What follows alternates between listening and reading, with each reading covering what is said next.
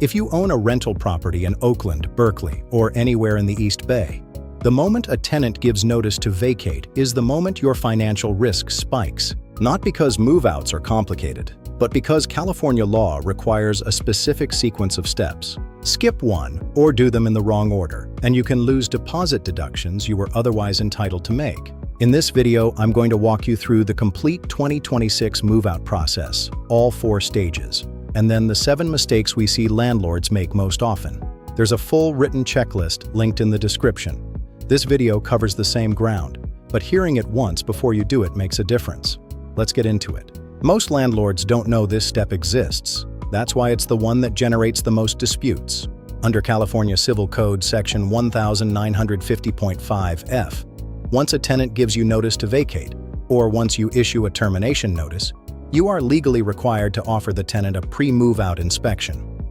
That offer has to be in writing. The inspection itself requires at least 48 hours written notice, and it has to happen within the final 2 weeks of the tenancy. Here's what the inspection does. You walk the unit, identify anything beyond normal wear and tear that would result in a deposit deduction, and give the tenant a written itemized list. The tenant then has the opportunity to fix those things before they leave. If they fix it, you can't deduct for it. If they don't, you can. And here's the part that matters most. If you don't offer the inspection at all, you may lose the right to deduct for those items entirely, even if the damage is real. The tenant was legally entitled to the chance to fix it first, and you didn't give them that chance. 1 email. That's all it takes to make the offer. We send it the day notice is received every time for every property we manage. If the tenant declines or doesn't respond, document that, and your deduction rights are preserved. AB 2801 is the law change most landlords haven't fully caught up with. It went into effect in stages. Move-in requirements in July 2024, move-out in January 2025. Before the tenant moves in, before they receive keys, you must photograph the unit's condition. Not the day after move-in. Before. After the tenant vacates, before you return the deposit or send the statement, and before anyone enters to clean, you must photograph the unit again. Both sets of photos are required. And here's why the move-in photos matter just as much as the move-out photos. Move-out photos alone don't prove anything. If you can't show what the unit looked like when the tenant moved in, you can't prove the damage wasn't already there. A $1,500 claim becomes zero recovery. We've onboarded clients who had entirely legitimate damage claims they couldn't pursue because they had no compliant move-in photos. The law is clear. Timestamps matter. Cloud storage or property management software, organized by unit and date, producible if a dispute arises. This is the mistake that surprises landlords the most because it's a calculation error. California Civil Code Section 1950.5G gives you 21 calendar days to return the deposit. The key word is vacates, not the last day of the lease, not the day you receive the keys back, not the day you finish inspecting the unit, the day the tenant surrenders possession. That's day 1. Example. Tenant moves out June 15th. Lease runs to June 30th.